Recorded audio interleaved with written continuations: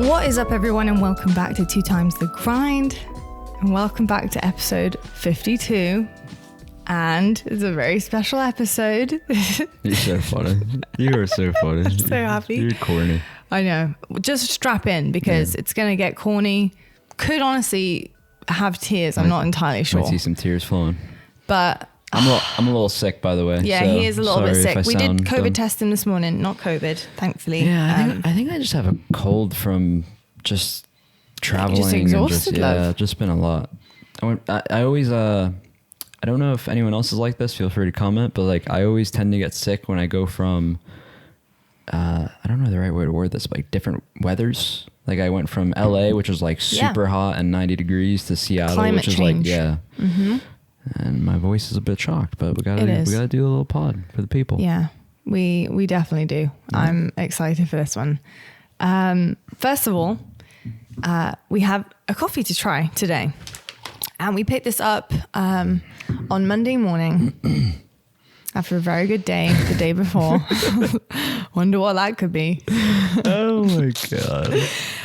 But we went to a coffee spot that was picked out by Bravo, Andy Didinsky. If you don't know, you know who Bravo is. But it's the coffee shop Victrola in Seattle. Gorgeous coffee shop. It's an awesome It's a beautiful coffee shop. We picked up their Colombia La Esperanza. It's a washed bean. It is, the tasting notes are cherry candy. That's pretty cool. Hazelnut and caramel. Peach brewed this one for us with our Timor and with a French press. Ooh, and I took a sip already and it tastes delicious to me. You taste the cherry. I'll tell you that, don't you? Yeah, you really do. Yeah, you do. In like a you good really way. do. In a good way. But. Yeah, I literally have light cream with mine, and so that I can taste the coffee, so there's no like flavor and stuff in it. Delicious, lovely. Really like that. We'll rate it at the end. We will rate it at the end. I can hear my earring is like clanging. Is it? On the. Sorry, darling. No, I was like, what is that? I'm not hearing anything. No, you won't hear it because it's not in the mic, but I hear it on my ear. Yeah. Anyway, so we've just got back from Worlds. We had a couple days to kind of sleep. He went straight back to streaming the next day. I still feel like I need to sleep more. Yeah. I'll tell you what. Damn. But my God, what a weekend. Yeah. What a weekend, dude. What a weekend. LA the week before with the guys. I mean, yeah. Damn. It's been a lot. It's been a lot. But it's been worth it. Yeah, it turned out to be worth it. Hold on. Yeah. Fern, timestamp right here, okay? This is the timestamp. They did it. You were so cool. Did it. You're so funny. They did it. There's a lot to unpack here. Yeah. There is. I'm trying to think about where to start because there's a lot to unpack here. But I think, do you know what I think we should start with? What's that? I think we should start with giving some type of insight onto like our home life for the past few months. Yeah. We did say this at the start of the podcast. We're probably only going to talk about the win today for the most part. Yeah. And then we're thinking the next episode, we'll dive a little bit more into the tournament. I'm sure we'll talk about the tournament regardless, and mention some teams, but like we'll do like an actual breakdown, I think, next week. Yeah. Because there's a lot to unpack in terms of even the tournament, but there's a lot to unpack with I mean, it was a great tournament. Like there was crazy matchups, like crazy matches. I got dust in my eyes. I'm not crying You're yet. Not crying? Okay. No. I was gonna say you gotta hold it together already. I know. Damn, girl. Yeah. I mean, I think you kind of said it. Home life. We have done nothing but eat, sleep, and breathe Halo for pretty much since 2 days after Fort Worth, basically. Yeah. 2 days after Fort Worth, the grind really started. We had a lot to work on after Fort Worth. Like a lot to work on.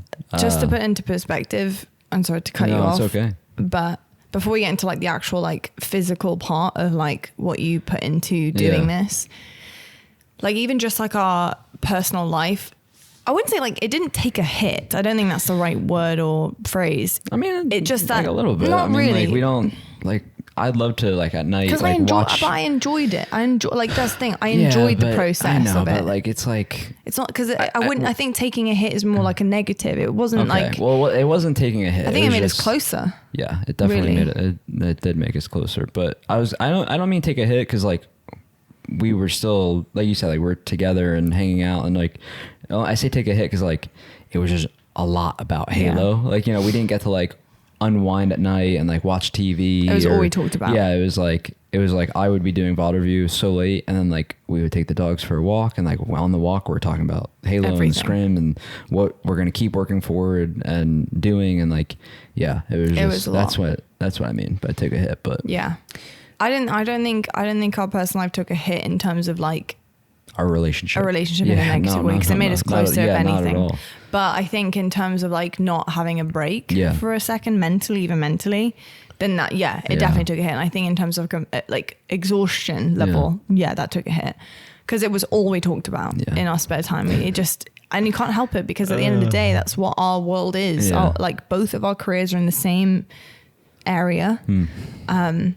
It's all we're working forward towards. Like I'm working on having a world championship caliber show, and you're working on trying to get a world championship, and it's just like that is a whole life, and so it's hard when those to not two blend together. It's like sometimes the lines blur in that regard.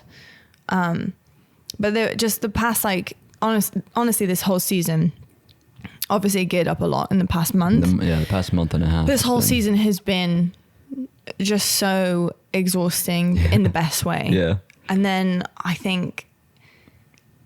So I don't know, did we tell them about Mantis yet or no? No. Okay, I want to tell them about this. It's a cute story. So we are really like, we're not like kooky in the sense like we really believe in superstition stuff like to the T. But it's something that I think we just like to grasp onto just for fun, right? It's like the Michael Scott quote, like, I'm not superstitious, but like, I'm a little stitious. Like, you know? I'm a little stitious. Like, I like that. I'm a little stitious. I like that for us. And so like, you know, when we do talk about certain things, if we ever said something a little too far, like we're getting ahead of ourselves or whatever, or, you know, we'd knock on wood, right? It's like, if you guys do this, or if we do this, knock on wood though. Like, you know, like little stitious. And we would see 343 everywhere all the time. Like I'd check my phone, it'd be 343. I would stop a video at a certain time on YouTube and randomly be 343. Likes on social media, 343. Stuff like that. Like it was just weird. Weird coincidences. We were to the point where it was ramping up so much. We were seeing this number all the time. There's a name for it. I don't know. Like, you know, someone will know it. Your subconscious is constantly looking for it at that point, I think. But it was just crazy. And it was just like in your head, I'm like, damn, it's got to mean something. Like it has to mean something. And do you remember that time we were driving back from the supermarket and PJ literally turned the car around? We were very close to home, but he turned the car around and said, babe, did you see that? I said, no. No, that was So he weird. drove us back up the street. Weird. That was crazy. Up this random street, and a ginormous flag in their front lawn, a huge flag with a massive waving flag saying 343 on it. Yeah. And we both went, what the hell? Yeah. Like it was so weird. So anyway, that was like really ramping up this last month. Like we're seeing it a lot. And then, I don't know if you guys know this, but praying mantis are like quite a rare insect-ish, rare-ish. But they are also like endangered too. And they're meant to bring you good luck if you see one. Like if you just see one, they're meant to give you good luck. It's meant to be like a sign of luck. Well, lo and behold, we had a praying mantis for the whole month. Still there. Still there. We named him Mantis. Original, I know. Living on our ring, on our door. Yeah. So on our literal front door. On top of our camera. Guarding our ring camera. Yeah. Living there. Yeah. Eating crickets, eating spiders, eating all sorts. It stayed there the whole month and it's still there now, alive. Remember when there was a second one though? Yeah, and it brought a friend. At one point, there was two guarding our door, one either side of the corner, a giant green one, and Mantis is like a brown. So I think Mantis is a boy, and I think the green giant one was a female. But we named him Mantis, and I mean, it became part of our ritual to like say good morning and like hi to Mantis every day. Every day we'd open the door and like, "What's up, Mantis? How you doing? He's still there for good luck." Nice. It's such a corny story, but like it's so dumb, but it's just crazy so random. though. Yeah, it's just like I thought of Mantis on Sunday. I'm not joking.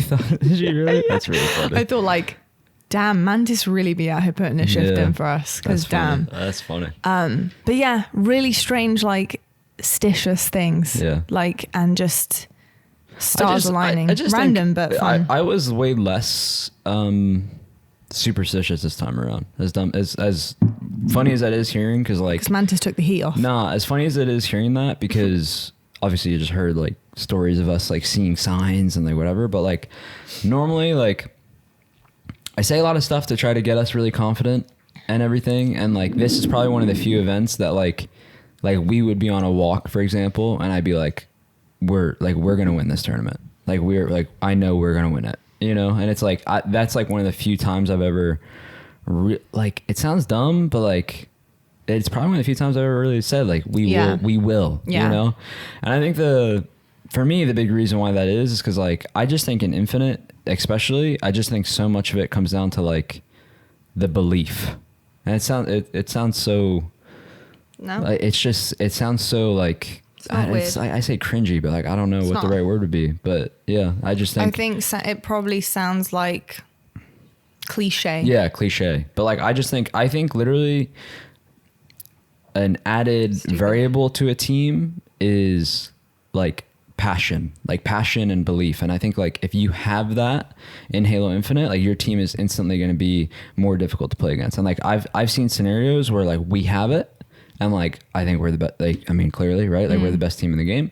And then I've seen moments where like we don't, and it's like you can just see such a difference in players and play style and communication and this and that. And it's like, yeah, so that's where I definitely switched it up a little bit. But no, I would say that I think I've always had belief in you, obviously, and your team. Thanks, baby. But things were really close. Oh yeah, I mean, really close at certain points in time this season, and I was thinking, damn, you're close. Yeah. And then post Fort Worth, I think you and the boys kind of just went, right, we're just going to lay out on the table. Yeah. Do everything we can to fix what needs to be fixed. Yeah. And just try our very best to do that, to implement what we have to do and buy into that. Mm-hmm. And obviously that was like heavily driven by all of you, but I'm proud of like the role that you took in to be like, this is what we really need to do. And then listening to your teammates on what you need to do and implementing that into your game and like buying into what they want to do. And it just being a very like 100% team effort, all in. Yeah. We trust each other. And that was cool. But the second that started happening is when the Scrim results started coming forward. And then I honestly would say that's the turning point for me where I went, oh, damn. Yeah, we're like actually doing it. Oh, like, damn. If they're doing this online, which is really not great for you guys at all.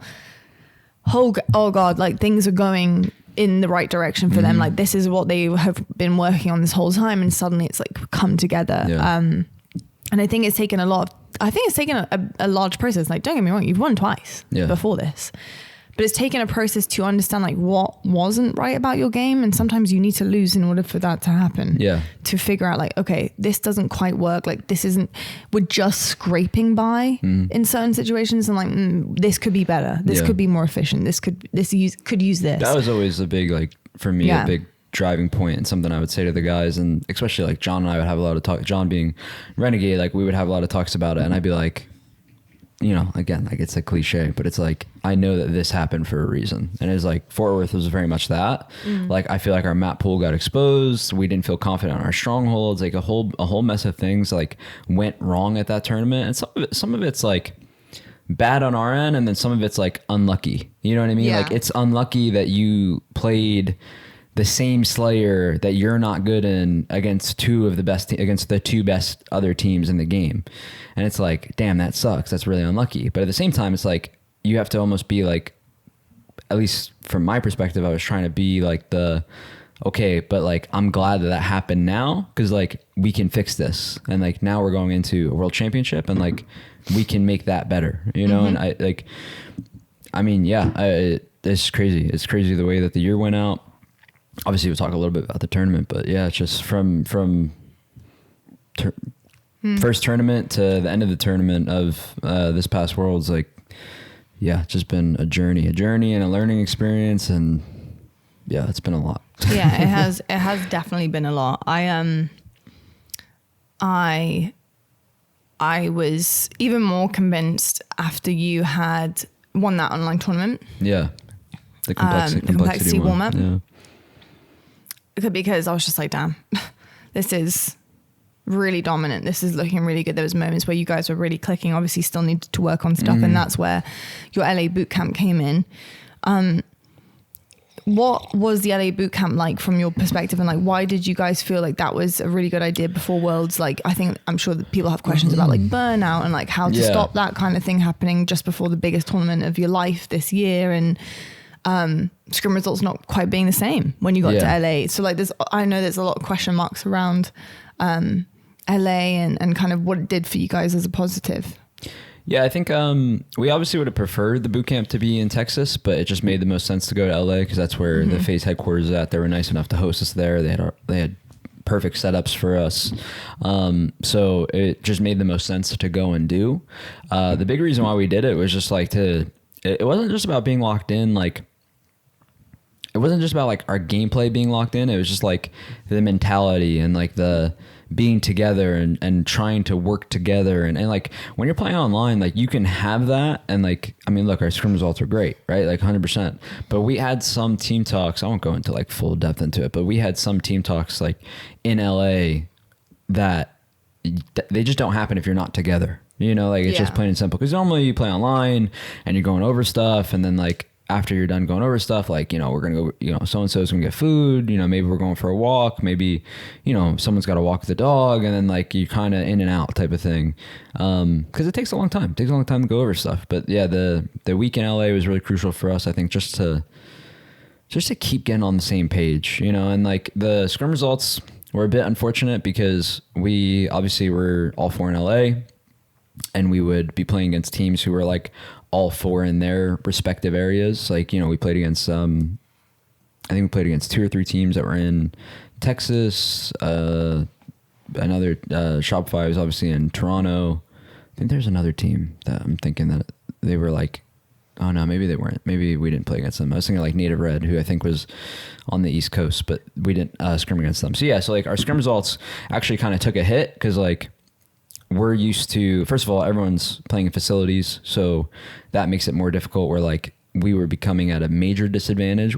I'd say we're at a little bit of a disadvantage online with when we're normally at home, but like Brad and John are still in Texas. If my internet's not acting up, like I'm not that bad to Texas. Same thing with Matt. Like it's more of like, what's our internet like on the day, you know?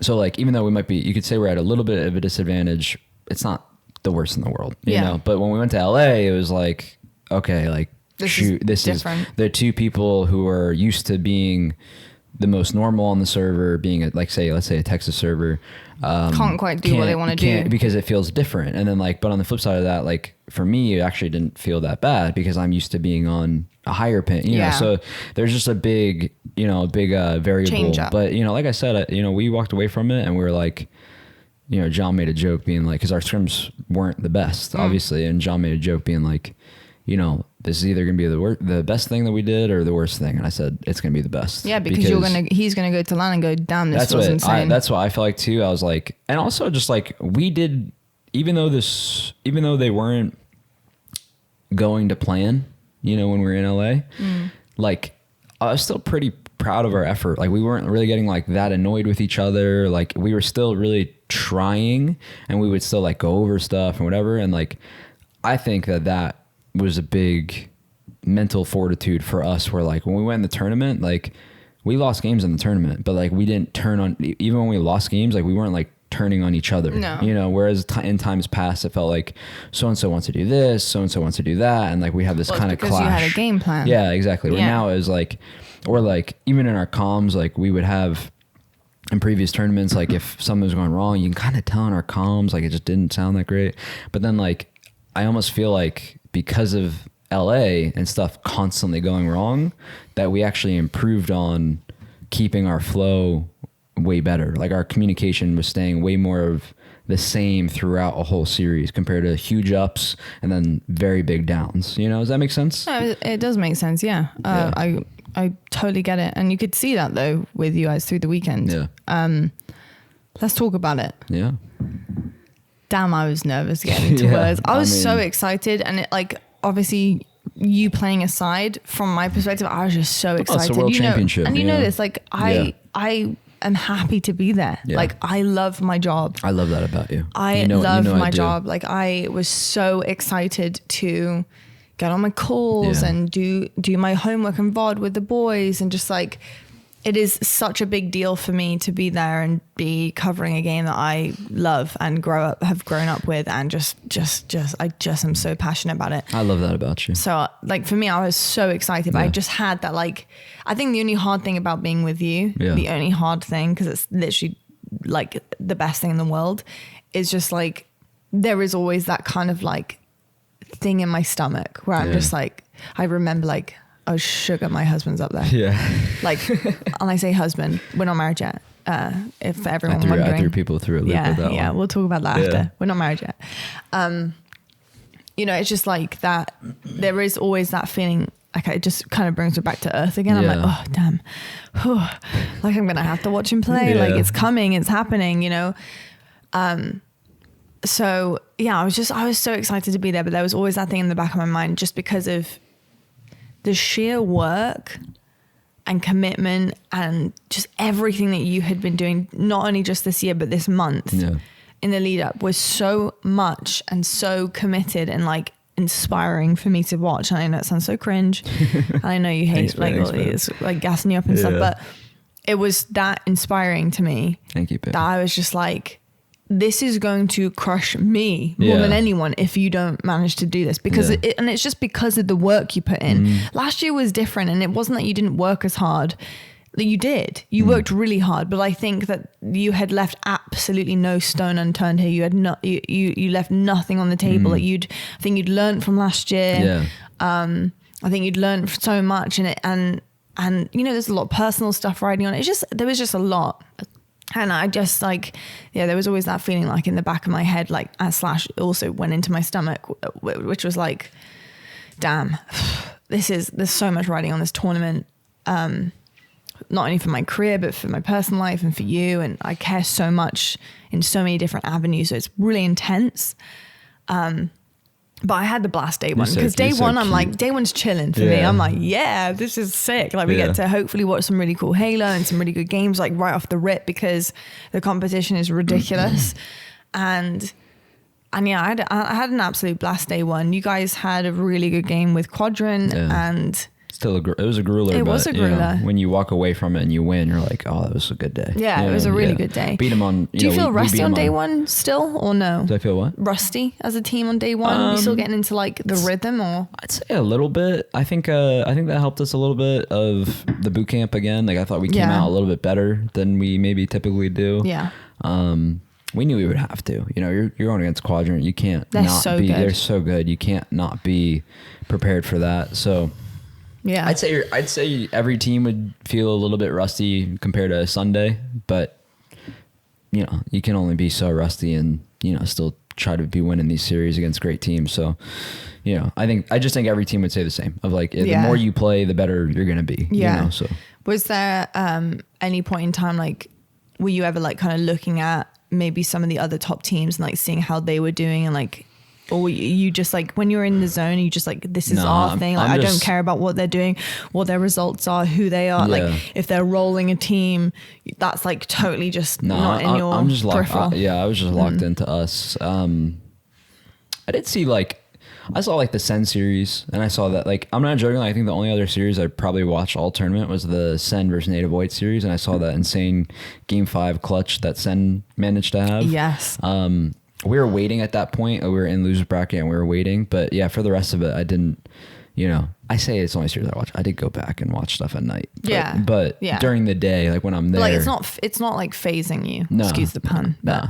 Because like Infinite's just such a, you know, we always talk about Infinite's infinite. Like I can't explain it. Like some games you'll play and I'll watch a team 3-0 and then I'll like watch them go play the next one and they look like they're just the greatest. And I'm like, this is so like, I feel like Infinite has taught me a lot.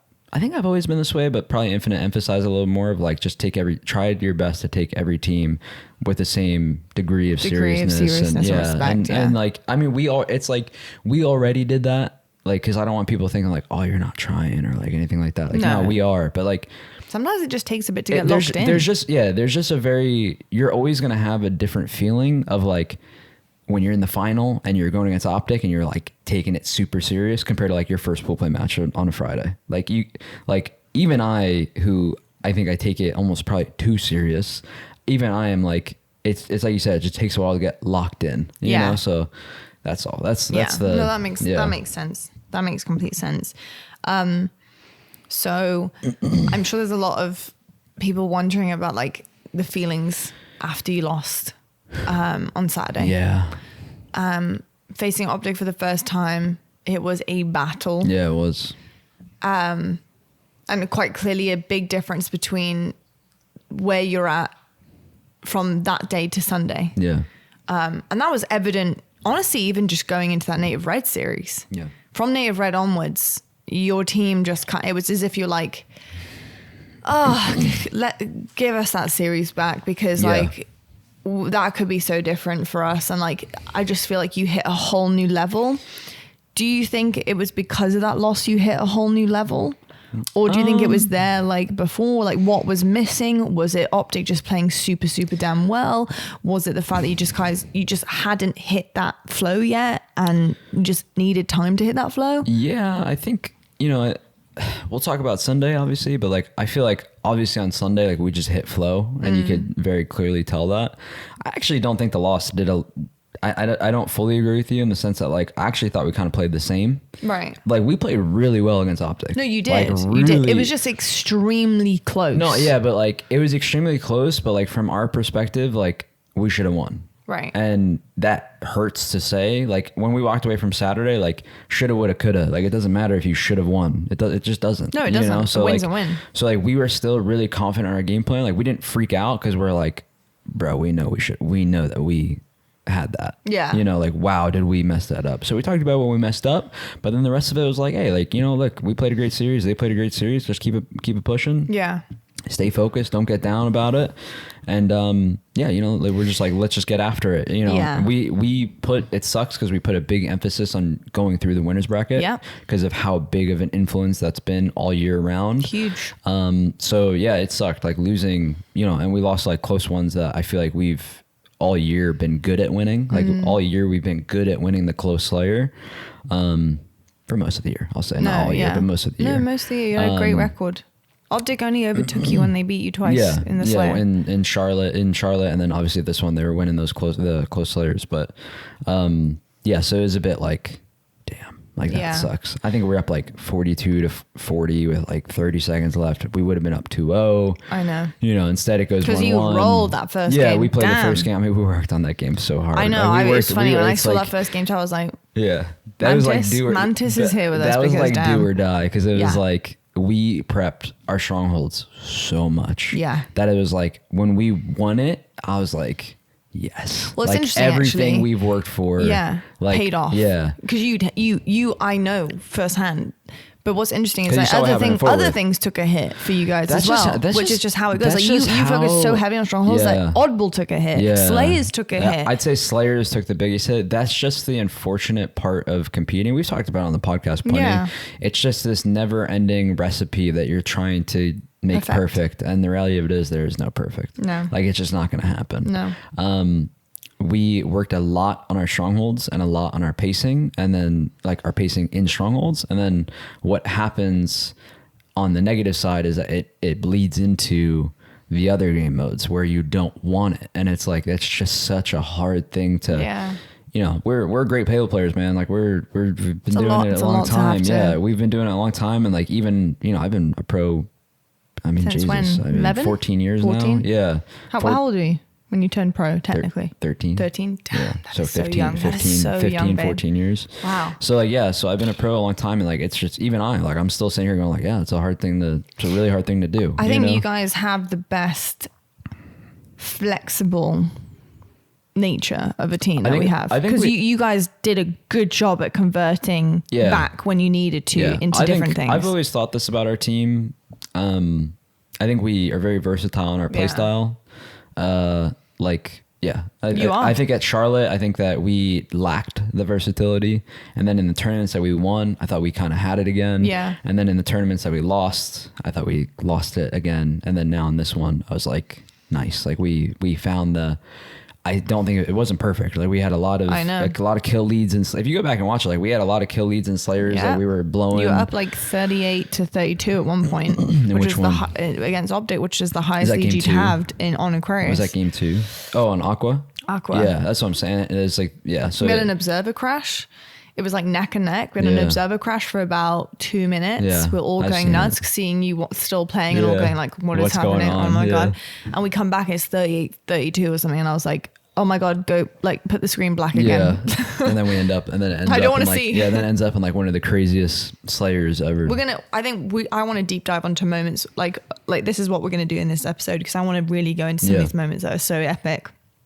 But just to continue on, I wanted to quickly touch upon the belief thing, because like you said, you'd put so much emphasis on going through the winners bracket, and to be honest, so did I. Yeah. Like when you'd lost that, it was very different for me if it had been like a 3-0 to them. And I've been like, that's what happened at my belief would have gone down. That's what I'll happened always believe in you till my last breath, and no matter what happens.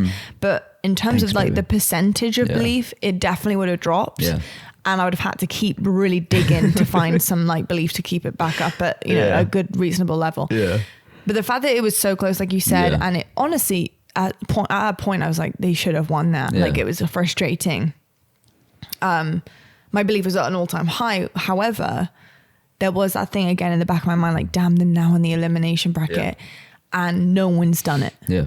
But in my head, I was like, if anyone's going to do it, it's them. But the only thing I worried about was how you guys were feeling about it, because I think a lot of teams would probably, and I think any top team, it's too daunting of a task. God's sake.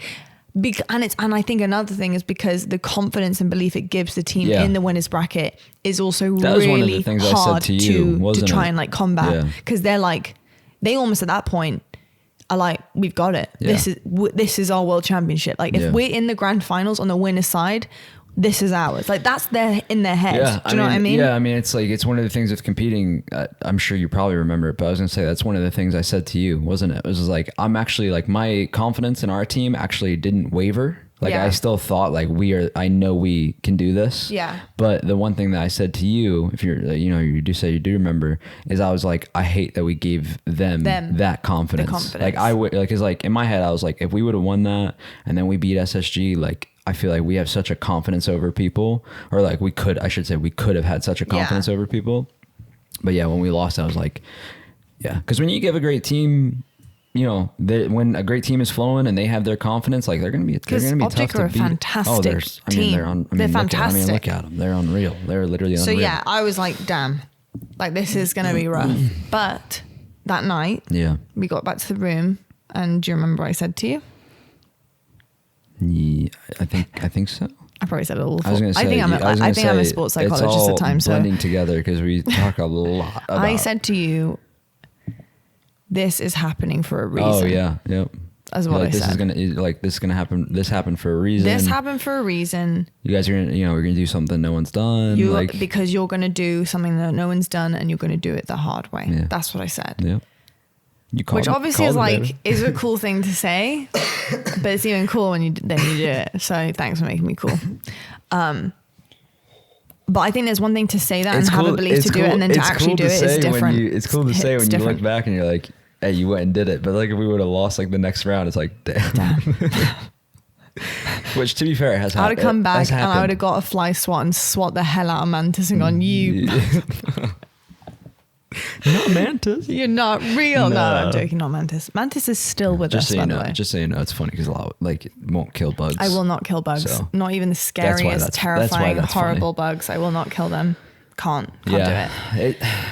I mean, I really felt that confidence still. Did the boys feel it? Yeah, Could you feel that from them? We said it like in the back as soon as we lost. It was like, it's like you said. It's like it's just when we lost, like.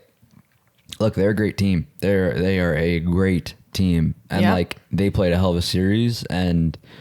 But like to what you said, our loss didn't feel like some of the previous losses that we've took. Like at Fort Worth, like we lost, and it was like, wow, like it stings because of the route you have to now take, but not because of the score. Like you're probably like happy with that. You're like, well, we kind of choked it, just like, but whatever. Fort Worth was like, I mean, we got smoked game 1, we got outplayed game 2. What was game 3 in Fort Worth again? Ball. No.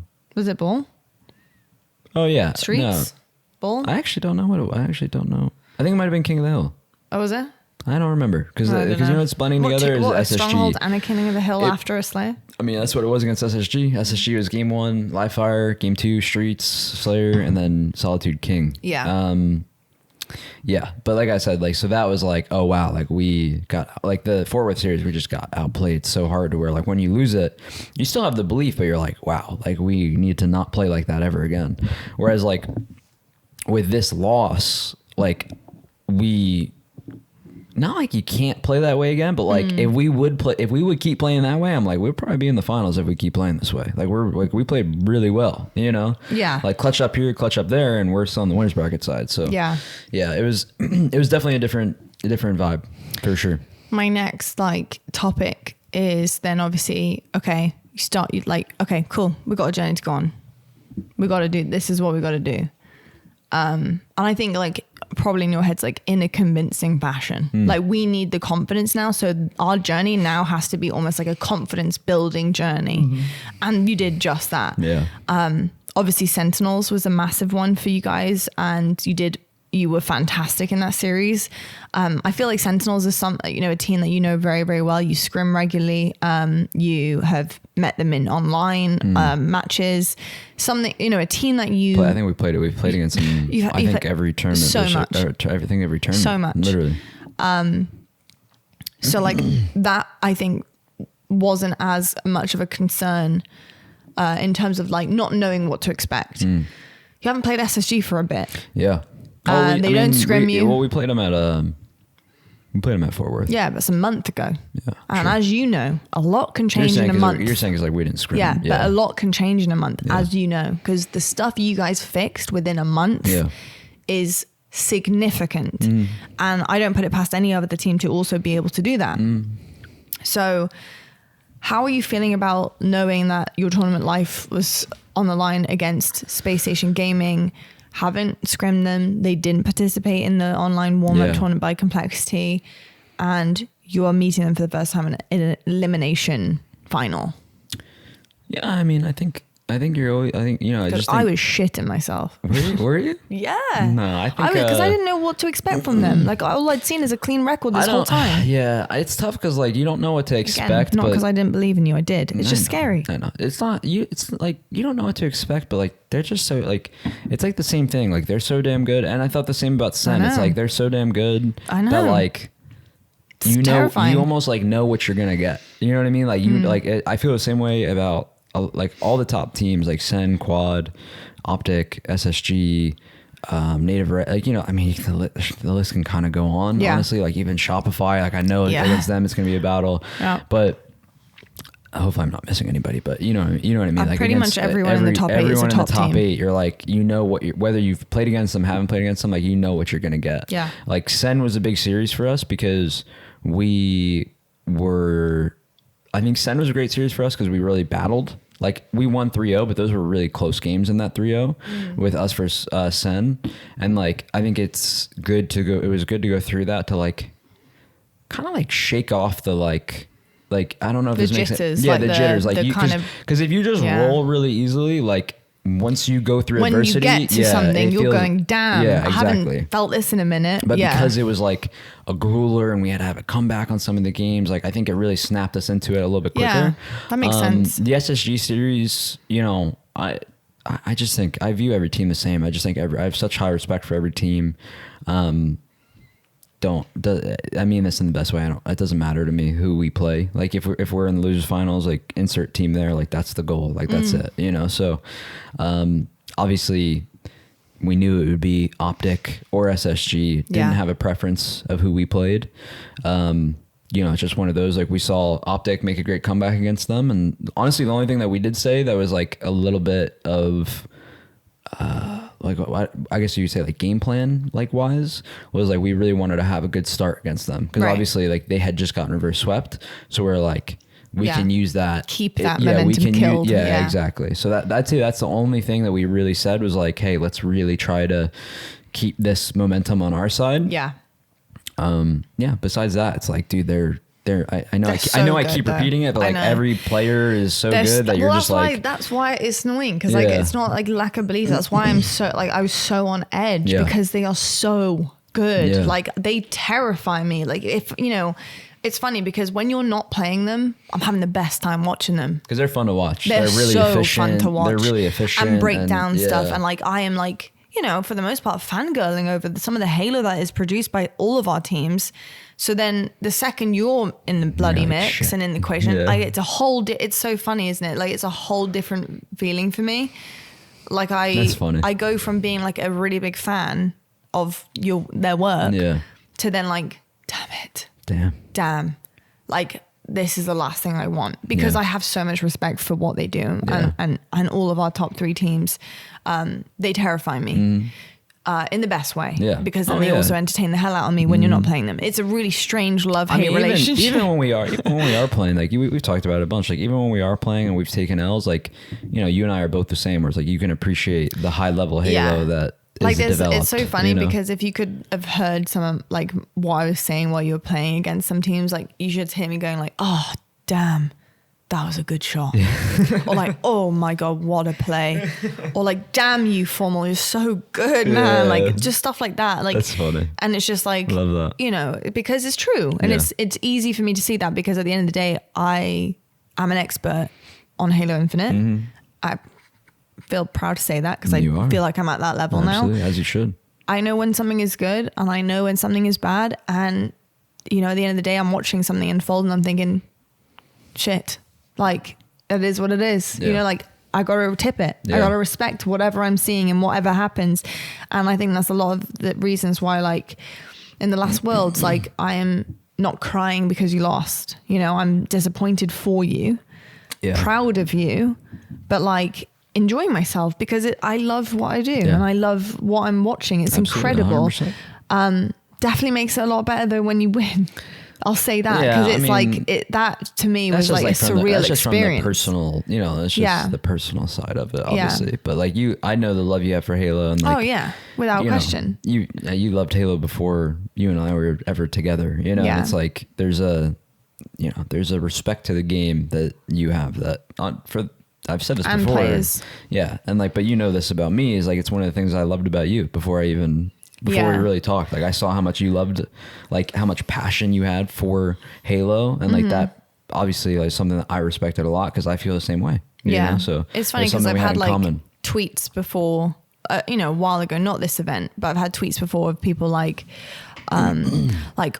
gassing up teams so fake. Nah. Like when I'm on the desk, I'm like, no.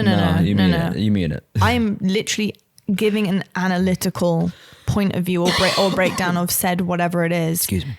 So if I'm gassing it up, it's for a damn good reason and it's because it's accurate. Like, because it deserves to be gassed up. I'm not up there just faking how I feel about things. Like if I'm watching a match and this is the easiest part of my job is to go up there and just say what I see, even if you lose. So for example, when you played OpTic on Saturday and you lost, it was easy for me to gas them up because they played a hell of a series. They played incredible. Yeah. And all I have to do is literally take the information that I soaked up into my brain during the series and say what I saw. It's really easy for me to do that. So like personal stuff aside, I have got really good at pushing the personal stuff aside.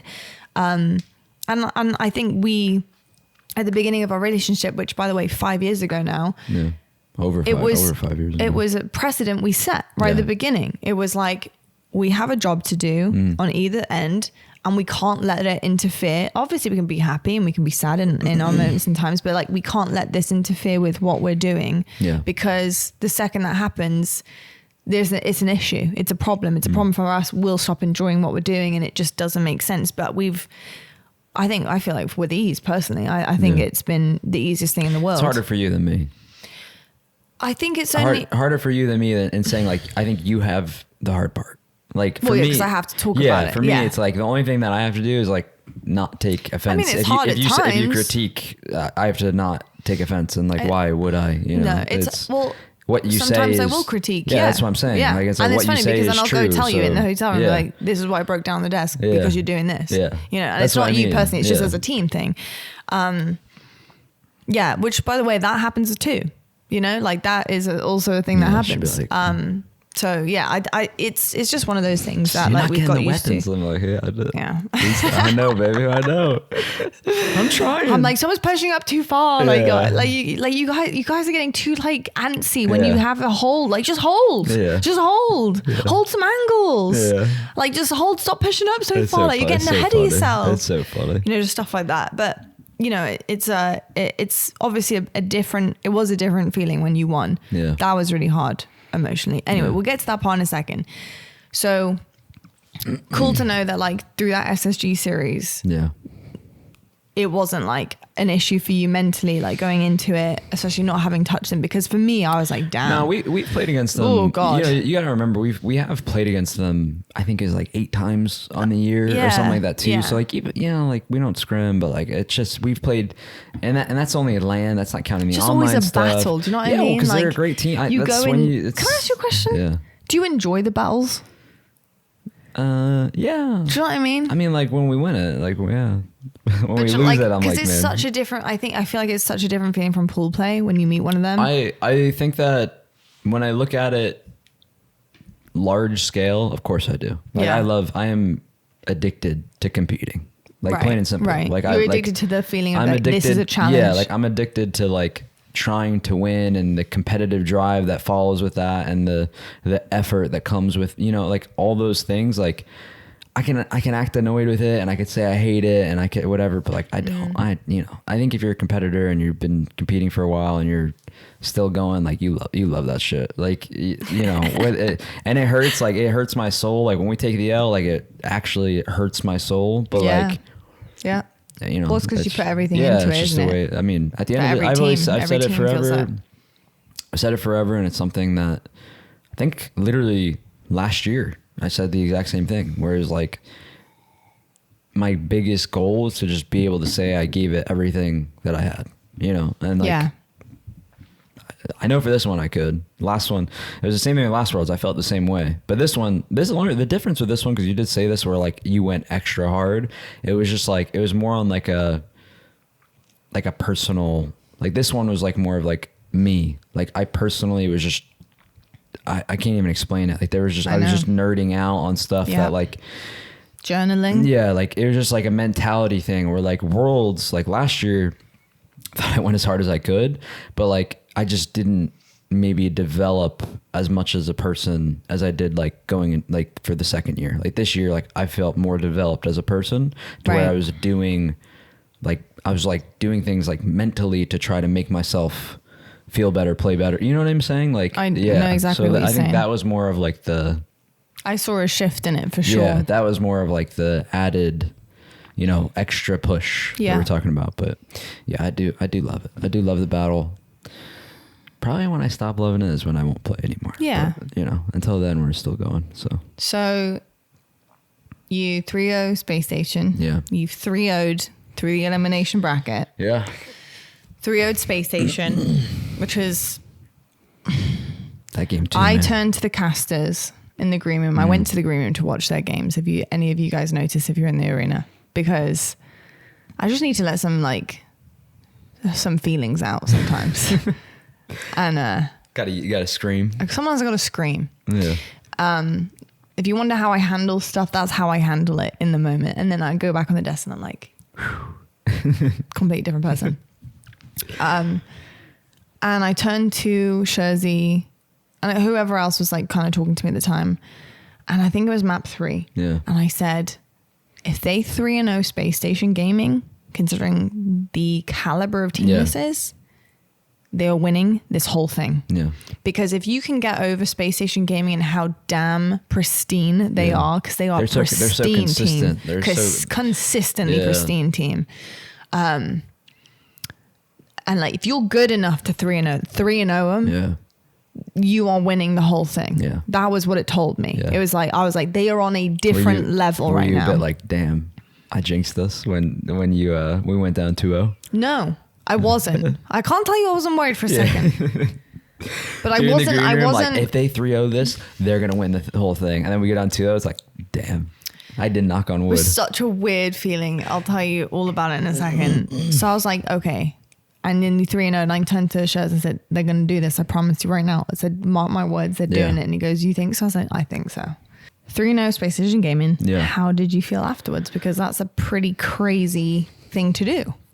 Yeah, just felt confident. I felt like we were really doing it. Like, that's, you know, we kind of keep saying the same thing. Like, that's a good freaking team. So to win 3-0, we're like, all right, we're playing pretty well here. Like, you know, like, all right, like, not bad. No, yeah. So just felt really confident. I think it gave us a little extra boost, individually and team wise. You know, I think it really probably helped set the tone a little bit. You wouldn't know because we lost the first 2 games, but definitely gave us a big confidence boost for sure. So we go into the grand final. Yeah. I am having an out of body experience. Is all I can say about this grand final. It was a hell of a final. I had an out of body experience. Yeah. So before I tell you my reaction to everything, let's break down the actual gameplay and some sick moments, because it was a movie. That shit was a movie. Yeah. I think only really a movie if you're a Faze fan, because I think it was a nightmare horror film if you're an OpTic gaming fan. And, you know, and I got to say, just like, I think I would want to start with this.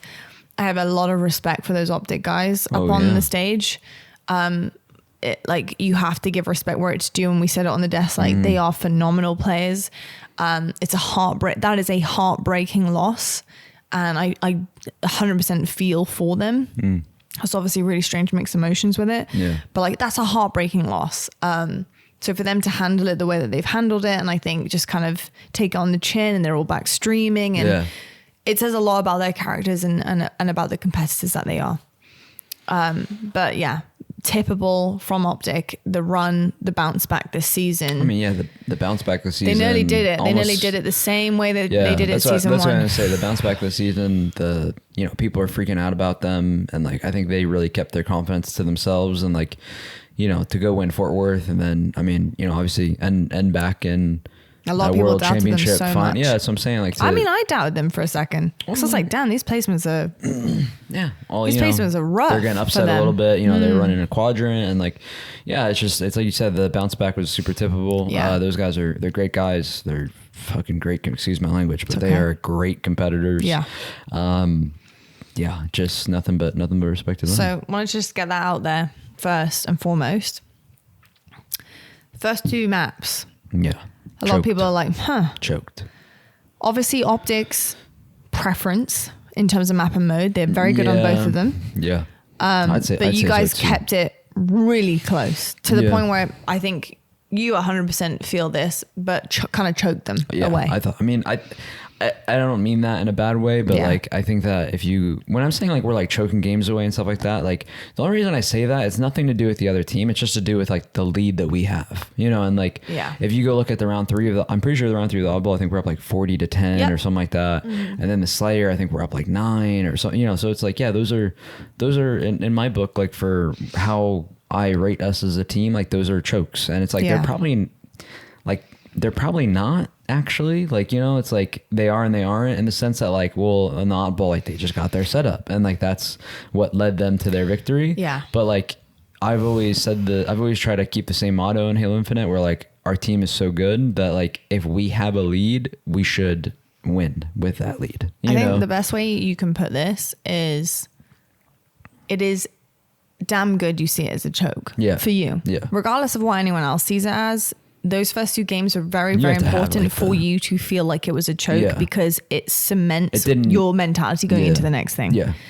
If you don't feel like it was a choke, and you feel like, damn, they're like just way better than us, yourself, and like, you're doubting what you're about to do. Yeah, so that's a good point too, because I think as a competitor, you do have to kind of look at it that way. You have to fully believe that should have been yours. Even if that was yours, even if it wasn't. Even if it wasn't. Low key, even if it wasn't, you got to be like, yeah, it's just on us. Yeah, you know, 100%. Like, you have to. Yeah.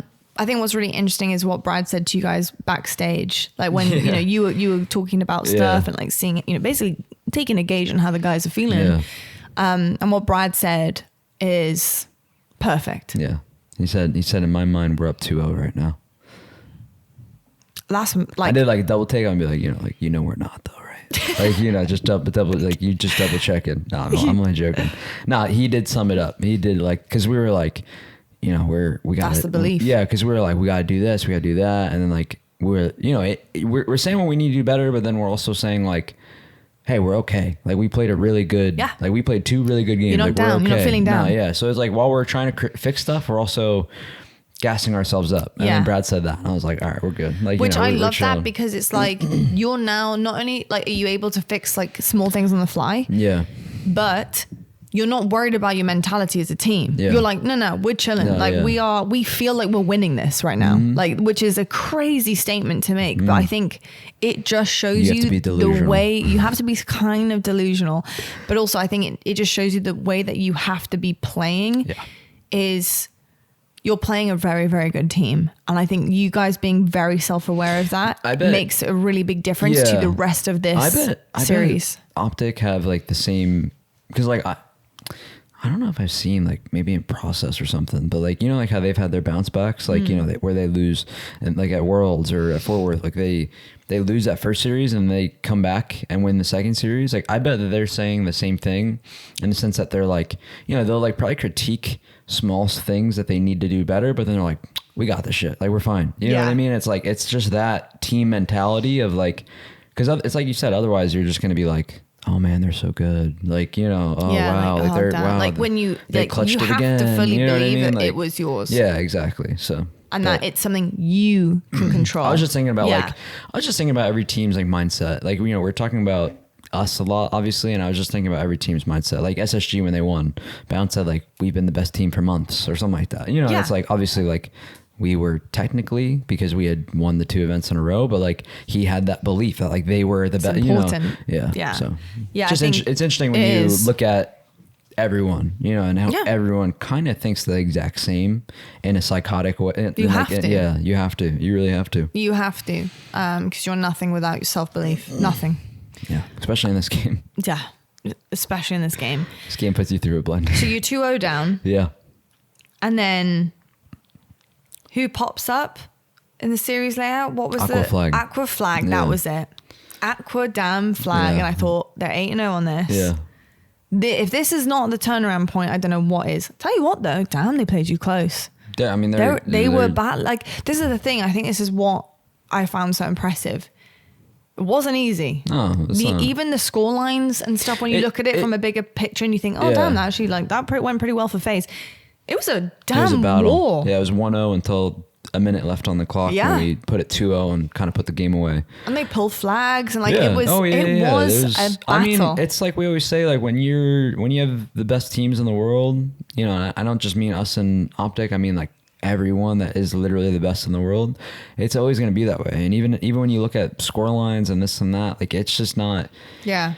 It just doesn't always paint the picture of like how it went. Yeah, and it also wasn't perfect sometimes either. It does, sometimes it also does, wasn't perfect gameplay from you guys. No, I mean, but in that Aqua Flag, I've seen you guys play that a lot, but at times I was watching, Royal 2 walking across their base, not pulling a flag. I'm like, can we pull this? Damn, you're throwing shots. Huh? I'm just saying, he was making me nervous, man. But then we'd kind of double back and it would all pay off, and like he was trying to clear his base, and I get it. Yeah. But there were times where I thought, damn, like, is this like a play? I think it's hard. Nerves? I think is it's this hard. What is this? We're obviously really good at Aqua Flag, but I think it's really hard when you don't have momentum. I think that whether you say it impacts you or it doesn't, I think that like it ultimately will make you hesitate because you're losing. Yeah. And you like want to make, it's like you almost want to make, because you're losing, you want to make the best decisions possible. And like, because you're doing that, it actually is leading to maybe more mistakes rather than like if you just turn your brain off and like did what you always do. I think that was honestly a little bit of your problem before this event. Was you were outslaying teams, but losing at times. Is over perfecting something that is very hard to be a perfect time to do something inefficient. Yeah. Well, it's actually, do you know what it is? It's inefficient because you're trying to be too efficient. Yeah. You're trying to literally 100%. Have a perfect, clean run, and it doesn't work. That's always been our issue. And especially with this game too. Yeah. Because this game is designed to not be perfect run. This game is designed to always have something to combat. Yeah. Something like there's always a weapon spawning up on a weapon pad that's gonna, like a heat wave is gonna just put you in a chokehold. You can get them on a spawn trap. So you got to do it when you can do it, Yeah. even in a split second, and try and fight for that control. Like it's hard, but I think you guys got it by the end of it. But when I saw like certain instances in that aqua flag, I thought, please don't be perfect. Don't be perfect. Cause like, it's not going to be perfect. Like your OpTic is going to do everything in their power the second they spawn up to make sure you cannot. Like that's what I was going to say, especially against like a great team. Yeah. They just do things that like, the second they know you're in the base, they're coming. Yeah. They're just like, they just do shit that's like annoying. You know, they'll be like, they'll be double alive their flag and they'll like pick something and stare at it together. Yeah. And it's like, then you walk in and you die and you're like, oh yeah. man, like, damn. I know. Like, you know. Yeah. But yeah. But you guys played it really well. Yeah. I think played it really well. Even though we're really good on that game type, I think OpTic are actually really good on it too. They are. They're a really good flag team. One thing about their CTFs, very good. Shit, they're good. They're good at every game type. So they are. Damn. And then so the game after that. Live Fire Strongholds. Yeah. I was looking forward to this one again, to be honest, because your Strongholds, you'd put in so much work, and yeah, I was looking forward to it, and it was just great. Yeah, we won that one pretty well. Yeah. I think it was like 250 to 150 or something like that. It felt like a battle. Like it didn't feel like we won by 100. It felt like it was like a close 30-point game kind of thing. But you know, we keep saying the same thing. Like I just think when you're playing against great teams, like that's how it's gonna kind of feel. Yeah. We just didn't have any traps. I think that's what felt weird about that game type, is like we never really like trapped them super hard. Like if you go into the Solitudes, like we actually like had like a spawn trap on the live fire. We never really got it. But yeah, I was the same. Like I think I would put Solitude as our favorite stronghold, then live fire, then recharge. So like, yeah, having those two back to back, like the aqua flag and then live fire, I was like, okay, cool. Like that's like, it's good for us. Yeah, like we can really bounce. Which is funny because honestly, they're not bad for OpTic either. You know, they're pretty good for them too. It's funny because like, and I'm sure you have recognized this too. Like when you're talking on the desk and you got, because you know I watch a lot of stuff back, so I see all the statistics and everything. Like all the top teams had like 70% to like 90% win rates on everything. And it's like, it's so hard to try to say who has an advantage where because of that exact reasoning. It's hard without asking a team. Yeah, exactly. Being like, hey, what do you prefer? Yeah. Like, what do you prefer? Because statistically, everyone's really great. You all take in turns. Like we don't love Solitude Slayer, but like we win the majority of our Solitude Slayers, you know? So it's like, but then when we play against OpTic in it, we don't, you know, you could see that it's not our favorite, you know? But statistically it's probably one of our best, you know, but it's interesting. It's a preference for sure. That was a really, really good map for you guys. And you looked brilliant on it, like brilliant. Yeah. What point in this series did you realize like, oh, this shit's happening? I'd say after game 5. Oh yeah? Yeah. Like, cause we played, like I thought we played the first 2 games really well. Obviously they won them, but like I thought we played them really well. And then like we won the next 2 and we were playing really well. But like we said it going into Sunday, it was like we actually thought our objective games were playing, like we thought we were playing really well on objectives, but like where we felt like we were kind of off all tournament was our Slayers. Our Slayers just didn't feel as good as they felt. So like the big thing that we said going into Sunday is like, if we can fix our Slayers back to what we know they can be, like we're going to win this. Yeah. And like, I think that game 5 was a big moment in the sense that like, here we are again. We got another team Slayer. It's Recharge Slayer. I don't really think Recharge Slayer favors one of us. Like I think it's pretty even, I'd say, for the most part. I don't know if they would say the same thing. You have to ask them like where they rank it. But when I think of our best and their best, I think we're both probably somewhere in the middle of a Recharge Slayer. Yeah, I'd say after we won that, I was like, okay, we can do this. Like I know, like now it's like I know we're in the series lead, so it's easy to say that, but like it was at that moment where I'm like, we're kind of putting it together, you know?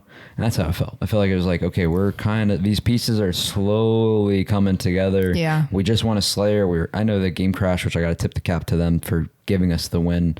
I think we're up like 46-34 with like a minute left, or it was like 55 seconds left or something. So, credit to OpTic for giving us the win. I can't say enough how much respect I have for them. If it could go up, which I'd argue it probably couldn't have, but like that was even more of like, damn, I thought it was a really nice move by them. Yeah, I think it was very good sportsmanship, and I think it's pure and honestly, and I think, you know, I think any team, if there was ever a chance at being able to make a comeback, they would have taken it. Anyone should as a sports team, as any kind of team. If there is a chance for you to win, you take it. They know and knew there was no chance. Like it was technically, mathematically impossible for them to make a comeback. Borderline impossible. Borderline impossible. Yeah. No, because I've had crazy comebacks. No, I know, but if you think about, I know it sounds dumb, to get kills and the respawn screens, even 10 seconds on a respawn. Yeah, no, I know. It's actually basically impossible. Like it technically is mathematically impossible. I think if you're up like over 10 with less than a minute, you up 12. That's what I'm saying. So like, I think in that sense, it's like and less than a minute. That's what I'm saying. Like so, in that, with those equations, I think that it's pretty much impossible to come get a win, because like you can just finesse your life and, you know, like you said, the respawn screen. But yeah, I just wanted to give them credits due, because that was huge. I mean, it is the sportsman thing to do, and they did exactly that. And again, just a huge amount of respect for them to do that. But I would say that game when we won was where I was like, all right, you know, like, all right, we're back in this, we're in the driving seat now. Like, I really didn't want to go to a game 7, which I'm kind of glad that we didn't. Yeah, I'm glad too. But that's when I felt like we're not like we're back in it, because I knew as soon as we won Aqua Flag, that's how I felt. Like when we won Aqua Flag, I was like, we're back in this. Like we got this. But like when we won that, it felt like the switch. Like, okay, now it's our turn. We're in the driving seat. Yeah, like we're the ones driving here. Like, all right. Yeah, which actually I would say, no, you're fine, babes. You're fine. I would say that the first two didn't feel like you weren't in the driving seat. I didn't feel like anyone was. Yeah, that's what I mean. That's why I'm, like, you know what I mean? Like, I think you were all in an Uber. Yeah, but like even like on games 3, 4, and 5, I didn't feel like we were in the, it just, like we won. It was the same thing you're saying. Like, yeah, I love how I just turned to everyone in the camera to see if they liked my joke and realized that no one's there. They did. I know that they did. Did you hear what I said? What the heck is with this? I don't know. My friend's getting excited. An Uber. We're all in an Uber together. You're all in an Uber. A little van pickup. Yeah. 2 vans. Yeah. Just out the window to each other. What's up? Racing. Anyway, sorry. Back to it. Yeah. I didn't feel like it was either of you. It was just like a battle. I would agree. The first 2 maps. Like, I mean, even 3, 4, and 5. I think that's what I'm saying. I thought 3, 4, and 5. You were in the driving seat for those. I didn't. I felt like you were, especially CTF8. Aquarius CTF, you were in the driving seat the entire time, without question. They were just trying to battle back. Did not feel that way. Really? Yeah, no, it did you not guys feel had that the most control. They were like in our base pulling the flag. Yeah, we had to stop you the were flag as well. Yeah, I know, but when I say we're in the driving seat, like it felt like we were gonna win the game. All right. Like start to finish, I thought we would win the game. You know what I'm saying? Map 1 of the reset. You're at the Grand Prix. Exactly. And that's the Grand Prix. And even like game 2. What's the best car in the world at the moment?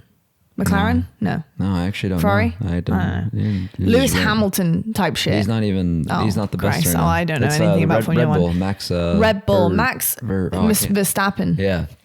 You were Max Verstappen. I saw like some drama with him right now. I don't actually know. Okay, well we'll cut that out. That's a whole separate. No, you don't have to cut it. I think like there's just there's things between him and his teammate. I'm only joking. Anyway, forget all of that. They were driving. Yeah. Not Ubering. You were lime scootering. I thought you were about to move your mic back up. This bloody thing. I was about to be like, you were lime scootering down a highway. The scooters go crazy. They go nuts. Yeah. Because that first map was crazy. Because even in map 2, I felt which one of the second series, I felt the same way. Like we had a good kill. That's what I'm saying. Like I felt like from game 5, after game 5 on, that's how I felt. I felt like it was like, okay, we're the ones really dictating this now. But I mean, they just battled back though. What was the team talk like in between the 2 series?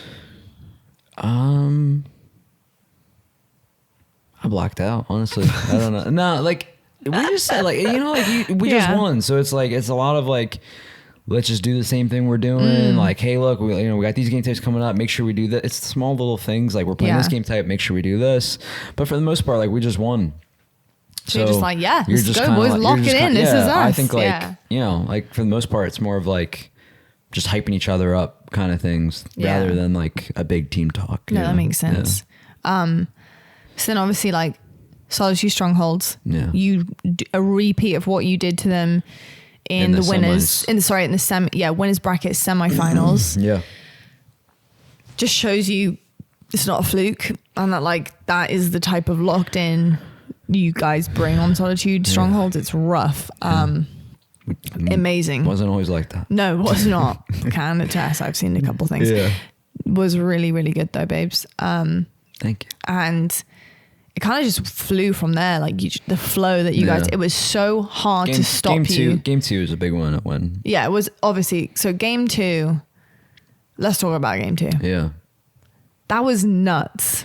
Yeah, that was crazy. That was pretty crazy. I think that broke them a little bit in terms of their confidence. Yeah, that might have broke them a little bit. It's hard to say because like they are such a great team. I mean, like they've reverse swept us. Like so to say they're never gonna like quit. I think they've just lost their first lifeline of a series.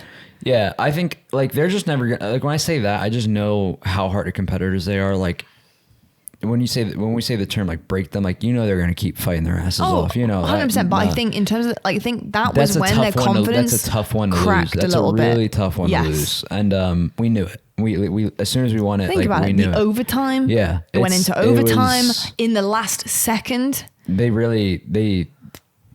mean, if they get their kill 1.1 seconds. I mean, same earlier, for you guys in the last one, you know, as well. It was just crazy. Yeah. I mean, and it's like you said, that was, or like I said, that was a big one to win because we thought the same thing. We're like, that was a momentum breaker. Yeah. Like I knew like when we start round 3 of this oddball, like game 3 of round 1 of the oddball, I was like, we can roll quickly in this round because of the momentum that we have. And that's what we did. Like we put points up really quick. Yeah. And I think it's always easy to say outside looking in, but like, that's what it feels like. It feels like you're coming off a big win. And like, it feels like when you start game 3, like it feels like you can't do wrong for like 2 minutes. You know what I mean? Yeah. Does that make any sense? No, it makes complete sense. Yeah. Yeah. Like when you catch the momentum, like that's what it feels like. And then it evens, and then it does because they battle and they regain and that's what good teams do. Yeah. And they did throughout the whole series, all the way up until the end. Hunt without question. But like some of the stuff that you guys were doing were just like mind blowing. I mean, same with them to regain control in certain situations. Like, but some of the stuff you guys were doing were just unbelievable. Yeah, it was just like, you know, I just thought it's like I said, we just call it flow. I feel like every individual started like on our team started making shining. Like, yeah. And that's when we keep saying the same word. It's like momentum. Like when you get that momentum, like all of a sudden it's like, it feels like your bullets start hitting a little harder. Like, you know, it's like John has snipe and he's like going crazy with two shots, and then like his third one hits, and then he goes to this one and does it. And I'm like, what the hell is going on? Like, what, you know? That's the time you just let the leash off. Just off you go, John. But it's just like, but then you go to each POV and it kind of looks. Everyone's doing something incredible. The same. Yeah, exactly. That's the flow. When we say flow, that's the flow. Yeah. What was the plan overtime in the Slayer Aquarius in that map 2? You guys made the push. Yeah. And then they kind of came from like bottom mid, and they were also down in their engine, right? Yeah. No, I don't. Were they down? Where was Lucid? Where was Lucid? Lucid was front base. Oh, he was front base. I think so. Did I kill Lucid? Yeah, you did. Yeah, he was front base. He was front base. Yeah, I don't know where. Right. So you were shooting from. Formal was pink side. I think Trippy and Formal were pink side, because I know Formal was pink side. I think Trippy was with him. I thought you guys were car side. Yeah, we were. And then Formal and Trippy were pink side, so all the way over the other side. So it was only APG and Lucid. Yeah. Really? Yeah. Huh. I think. I think. So is them literally... Oh, wow. Okay. I think so. Like, I'd have to go look at it. Because they nearly got John. Oh, yeah. He was like... One shot. It's funny because it's like, it's such a small... It's a game of such small margins, because literally, like, John was so close to dying that Brad and I basically committed because of how close John was to dying. So, because it was like, well, John's weak, John's trapped in a corner, like we just got to fight out of it. Yeah. So it's like, it's just funny how like if they would have just shot John once and they were like, John, back up. Yeah, you know, and but it's like, he was trapped no, because APG had him. Yeah. If he had come backwards, he was gone. No, yeah, exactly. If he had the fact that he stayed on the shock pillar, this Kept side him of alive. it kept him alive, Yeah. even though he was getting naded to shit. But it kept him alive, literally. 100%. So him not coming back and retreating kept him alive completely. What my question to you guys, what was the call though? What did you want? What were you intending on doing? Obviously there was a whole different situation. Yeah, we were but just trying to roll together and get a kill. That was it. Like, it's like. Where was Matt? Blue 2. He's in the base. Like he was in the base. He was in the base, like spot checking, making sure that they're not like pushing our pink, basically. What was interesting about that is if they hadn't realized that you pushed and They could hadn't have pushed seen you, Matt. they could Formal and could Tribby could have pushed Matt. He'd be a little bit harder of a kill because like he's in the base and like he could have nade. You know what I mean? Like he'd be a little. But regardless, they definitely could have done that. Yeah, we just were like, let's just go for it. Honestly, the comms were like, let's just go for something. You know? Yeah, I mean, you got to go die trying, right? I mean, exactly. like John had thrust. John was like, I want to make a play, and then we're like, all right, we got you. Like, let's go do something. Yeah, let's do it. Because at that point, you're just playing. There's not like a set book that you can follow. No, you know, just like, have to instinctually, in right? a normal game, like there's a flow and you're going to go here, I'm going to go here, we're going to do this. But like you can't teach these moments. a 49-49 is like, you're just kind of like, you can have like set plays, but you know what I'm saying? Like, it's like the biggest set play that every team has is going to be like, you're going to roll together and you're going to try to ISO a kill. And like for us, I mean, really, we weren't even trying to ISO front base, but we just thought we were going to walk across engine together. You hadn't even got to the point where you were going to make a play. You were on the way. He started getting hit right away, which made it like, that was the hectic moment of like, we just got to commit. But yeah, so the call was like, we're just going to go for a kill. John had thrust. I think he had maybe a thrust pistol, I think. And we're like, let's just go for it. Let's just try to do something. Yeah. Well, how did it feel for you to get the final kill? Is that a moment you're going to remember? Yeah, I'll remember it. It was pretty surreal. It was just funny. It was like, I can't smile. Like, I love seeing you smile. Because like, it's so funny. Because like, if you go like, I don't know if they can like, if they have it, but like, if you saw it from my perspective, like, it just looks really chill. Not like kind of, but like not. Because like, you can just tell we're trying really hard. Of course. Because like, ignore the comms, but like John starts getting shot, so you see Brad and I both like walk forward, and then like Brad and I did the same thing where we're like jiggle peeking, but we did it at like, it's crazy because we did it the same time in the same like it's in the like, same direction, and like we're shooting the same like we're not calling out like shoot so and so, we're just like front base, and we're just like so like from my point of view, it felt crazy because like we're going to make a push and it's like, I mean, you can kind of imagine it. Like if you're watching at home, it's like, you're literally about to watch your teammate. You're in the finals. Yeah. You're about to watch your teammate die. No. And then like, you're just like, well, shit, like I just gotta fight. And like to have it happen and like, yeah, I didn't like between Brad and I didn't know which one of us got the kill. Like I saw the guy die, but I didn't know because we were both shooting. But yeah, it was definitely a moment I'll remember. They were freaking out too, which was really funny. They were like freaking out and like gassing me up and stuff. So it was then when I say John's like, damn, you're so like icy. Something like something. Damn, like you're that. So icy. Yeah, and I was like, I don't know, it was funny. It was really funny. That's so I mean that is a surreal moment. Yeah. It's moments like that you just can't replicate. No. Like that is just like one in a lifetime in that situation. Do you feel like you could breathe after that for a second? Like, damn, that was so intense. Yeah. Yeah. Because those moments, like, you go into overtime, you're thinking about like, right, what do we do? What should we do? Like, it must be so pressurizing. Yeah. It's like just the highs and lows of playing. Cause like, it's like you said, it feels like you can breathe again. I had like I'm on edge. I'm like this. I had some deaths too that were like so tilting in that game. Like I got stuck across the map like twice. Hail Mary. I call that the Gilkey special. I literally special. got stuck across the map 2 times and I was like, we're playing Aqua. And it's like, you know how, like, I can't even remember the last time that I got stuck across the map on Aqua. And it's like, of course, like it's happening now. I've seen you get stuck by Gilkey on recharge on Bat Ledge. That's a common, from C-Plat. That's a common one. That happened to Trippy. Gilkey? Gilkey did it to you ages ago. Oh, because it stuck with me forever because I went, semifinals. what? Trippy did the same thing. Oh, really? That's a normal one though. Like that's the difference though. That's like one I'm not surprised about. You literally like, avoided I get that one. same stick. I get that same stick all the time. Yeah. But you know it's because you know what they're doing. Yeah, like they're going for shot. You're They're in going hill, to peak. They're going whatever it is. Like you're in hill. They're going red. Okay, I'm gonna nade bat ledge because like it's a smart move. Like it's a great play you put, by the put person. one there. Yeah. They're like, oh, nice. And then they wait. They wait like throw the second. 0.3 seconds, like a weird time where you think it's clear, and then they throw second again, one and hits. boom, it's on exactly. you. Yeah.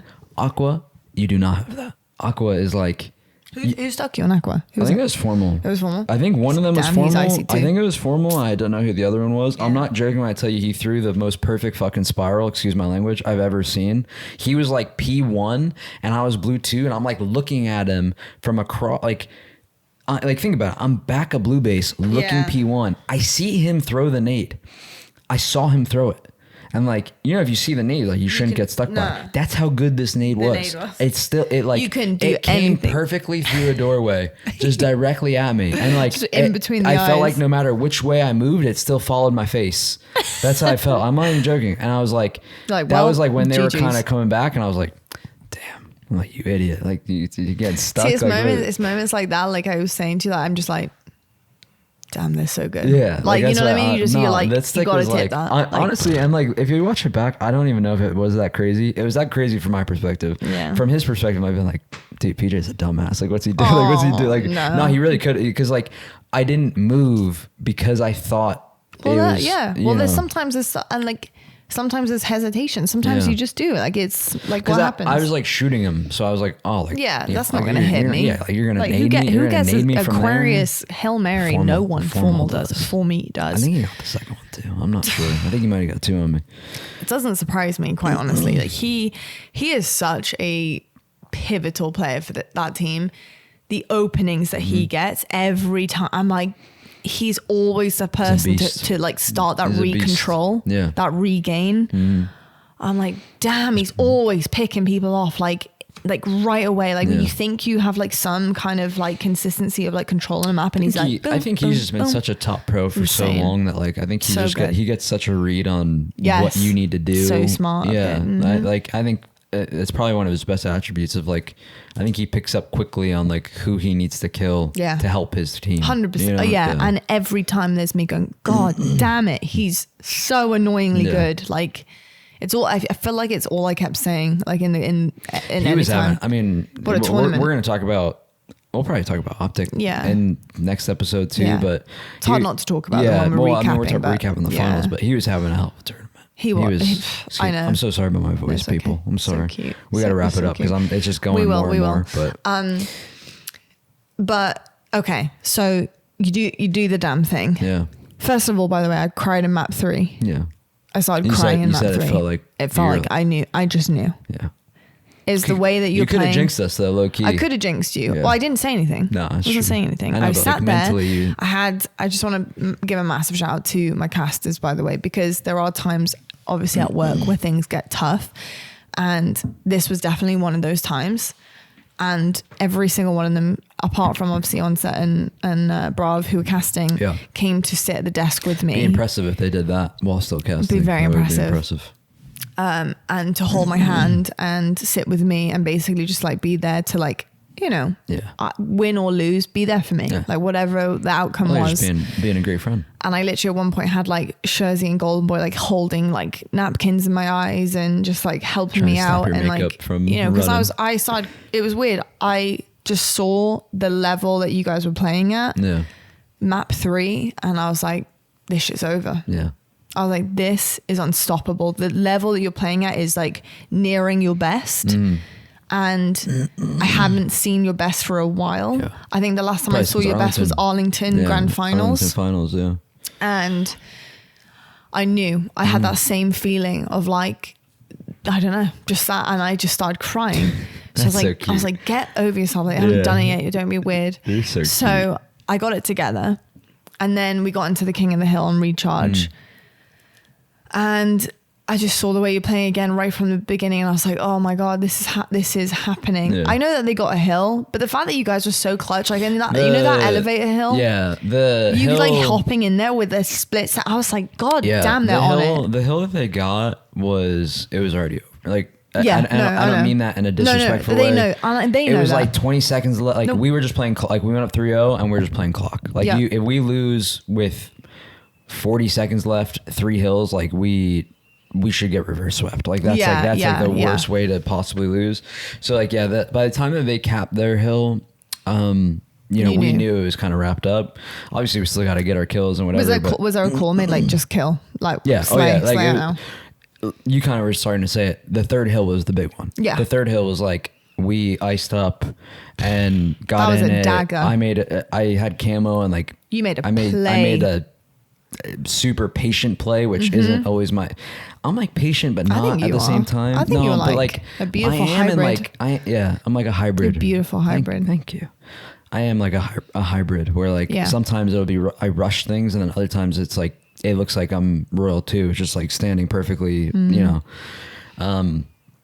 I think Matt was the one who hopped it, and he it was a big moment, and I had it in my head like when we went up to. Well, he saved your life, Matt. Yeah, because when I was there, I had it in my head like.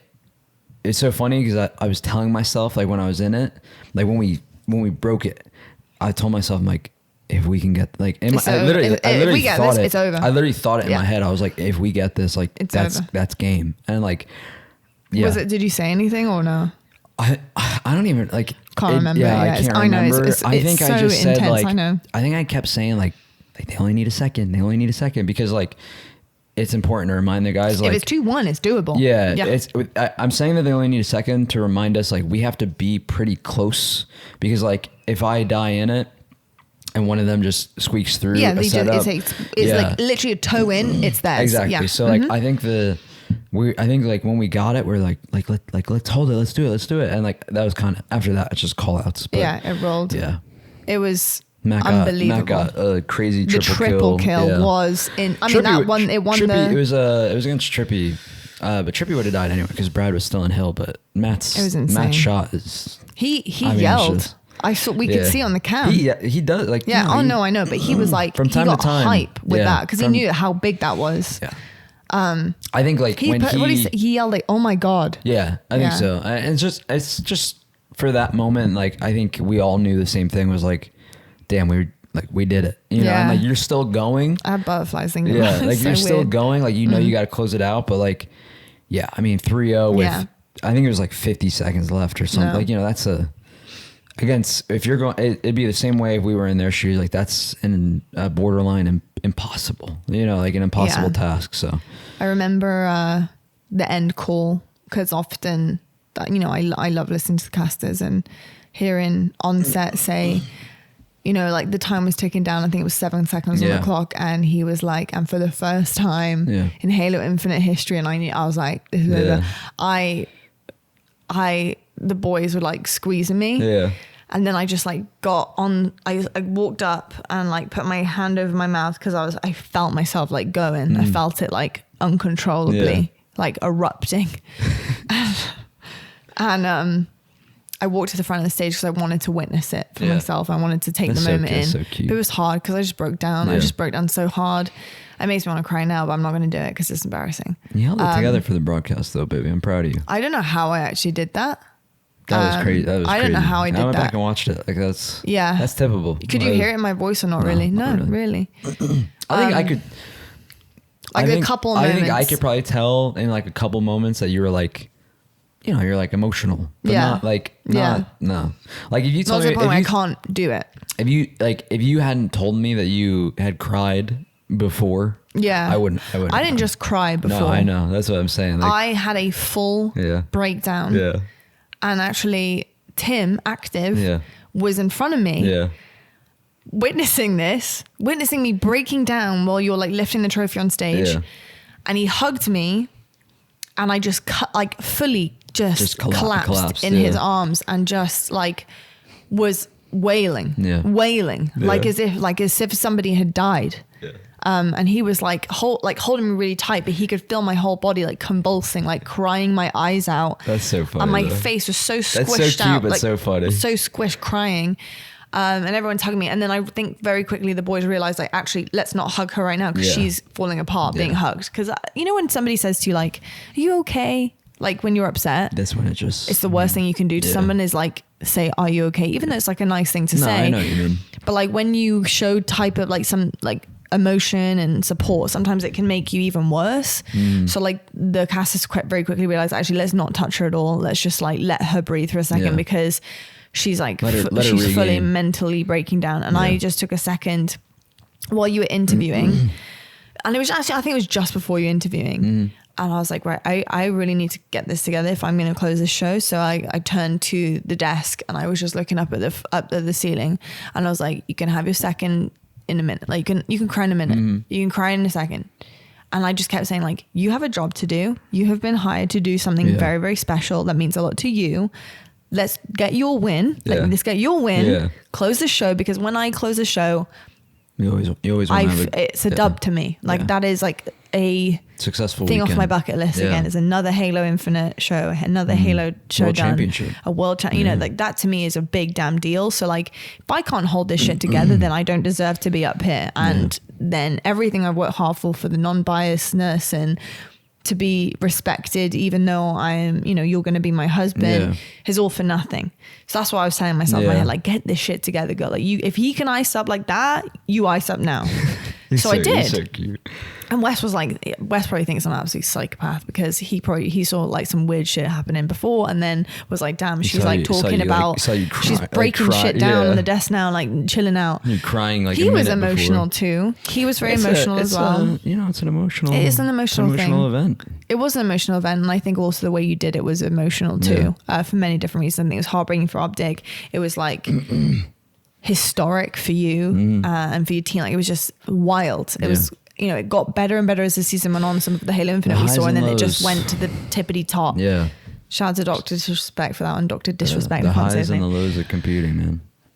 But yeah, I think that's probably one of the top moments. I'm so proud of you. Thank you, babe. I was really proud of myself. I don't know how I did it, but I did it.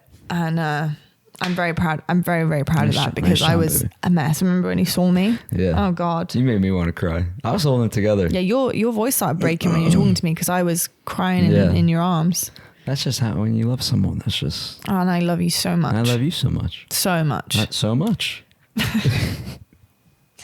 No, but like that's just how it is. Like with your, you know, like you're my person. You know, yeah, when I gave her a hug, she was crying. You know, she's crying, and like I'm sure a lot of you can relate. Like that makes me like get emotional. Like you know, like I'm not really that emotional of a person, but like when it comes to you, I get. You know, I know.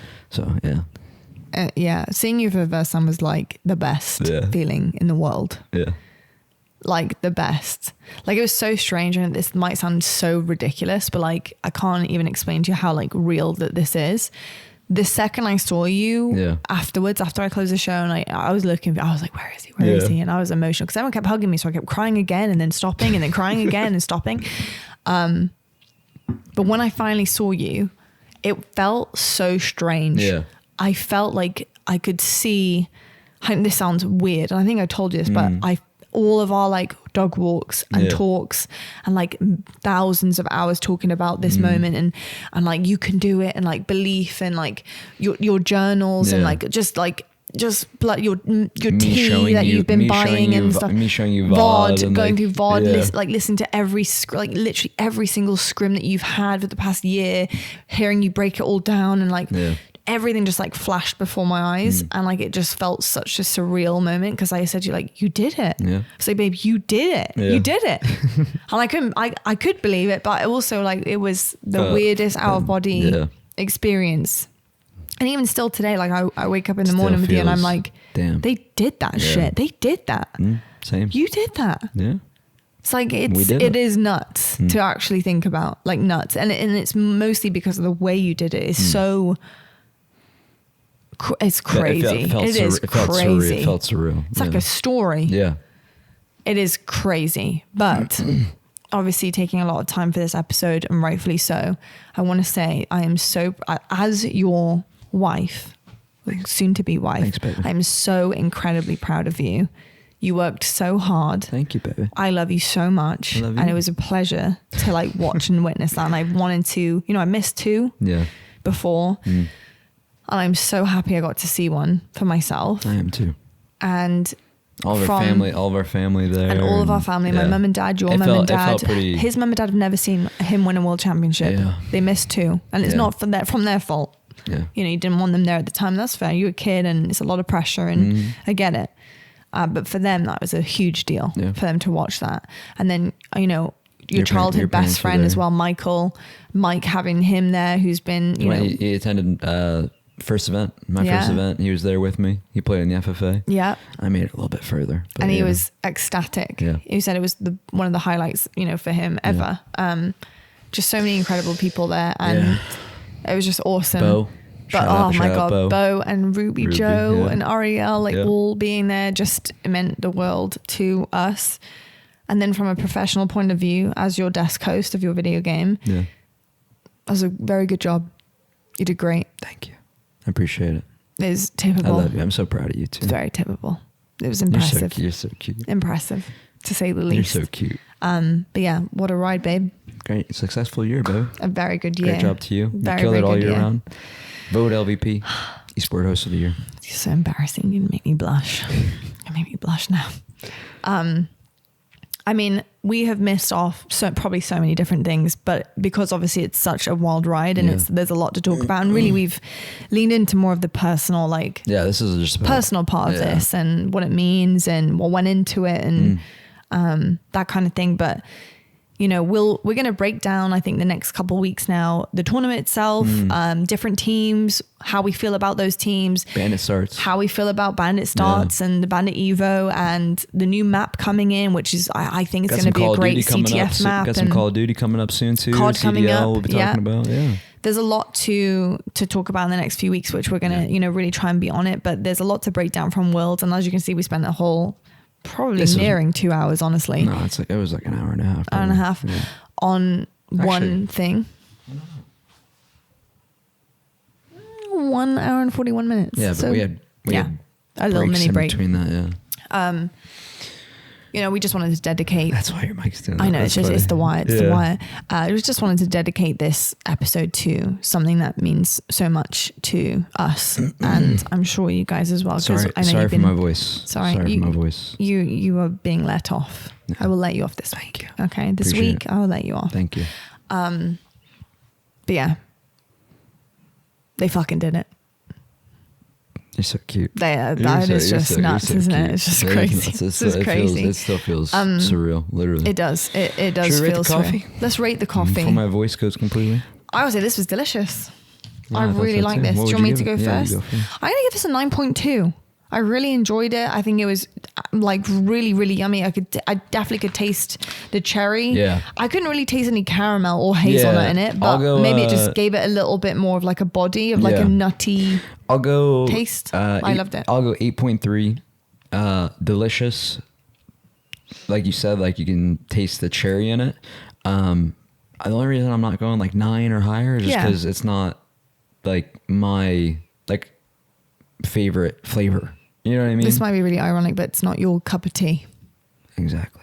Or cup of coffee. But, still works. But I really love this roast. So no, I did too. It's delicious. It actually is delicious. Like I said, the only reason is just not my favorite. I will say, if you are visiting Seattle, downtown in the city, not just go and buy a bag. It's up to you if you like to do that. But go get a coffee from Victrola. Their coffee Victrola is delicious. Yeah, it was amazing. And they're really good at customizing whatever you fancy, and they have all the bells and whistles. So do go check them out. Thank you for listening. Thank you for listening to this episode. What a journey. Huge journey. Now you can rest. Not really. I got a bandit start, so I gotta get good at. It's really no rest at all. But it's back to it. On to the next one. And maybe the 4th ring. I'm talking about wedding ring. It's not We're getting married next year. No, I know. It's for real. As long as you're okay with it still. I'm okay with it. I keep checking on, making sure you're still okay with it. Cute.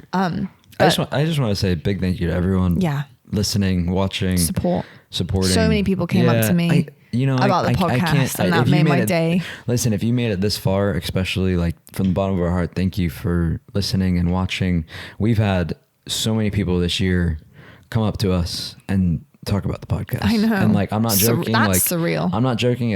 It genuinely makes my day every time. I know. Same. Like, because I'm not expecting it. No, it's just, we talk about it. Like, the reason we started this was just because we just love gaming, and that's what we talk about. We already talk about it. So we're like, let's just start a podcast. And like, to have so many people coming up to us, a Snake Pit shout out, to have so many people come up to us and just tell us how much they love it and like they look forward to it, and like it's just, it's crazy. It's actually crazy. Hopefully we can keep building on the episodes and have people continue to love it. But I just want to say thank you. Thank you so much. They've seen the ups and the downs. They have. They've been through the highs and the lows with us, and together.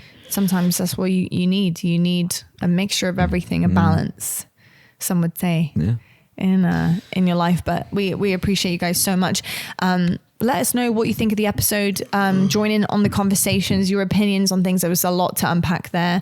Sorry for the long-winded one. Yeah, it's a lot. It's definitely a long one, but I think hopefully you guys will enjoy this one. It's been heavily requested. And please let us know what we missed. If there's any questions that you have for PJ regarding that both grand finals, there's a lot to unpack there. So if there's things that we missed off in epic moments, because there's a lot to recount. And honestly, emotionally, I probably blacked out for most of it. I have gone and watched the series back 4 times though. So same. Yeah, we've watched it a lot. But let us know if there's any questions that you have. I can't wait for the HCS comms videos, because like I can't wait. I don't know what. I hope they do put them out. I don't know what we said. Who Did we bloody call knows? Out? Like, I don't. We must have been. Like, you have. Yeah. I can't wait for those. Actually, those are gonna be so fun. No, I don't remember. I'm not joking. So fun, or you could be blacklisted again. Who knows? No, we literally. I know we didn't say anything bad. Okay. But like, it was like, when I say blacked out, it's like we always say it's like just the flow. Yeah. And like I couldn't. Well, you're gritting down and you're going. Yeah. Anyway, before we get back onto another whole topic of communication, thank you so much for listening. We can't wait to see you guys next week. I hope you've enjoyed the episode. Have a fantastic rest of your week. Faze the F up. They did it. Love you so much. So proud of you. My voice isn't gonna. I know. You gotta. No, I'm gonna do it. Okay. I'm just saying. I love you so much. I'm so proud of you. I thought you were talking to them. No, I love you guys so much. I'm so proud of you. I love you so much. And we'll see you guys next week. And as always, stay on the grind.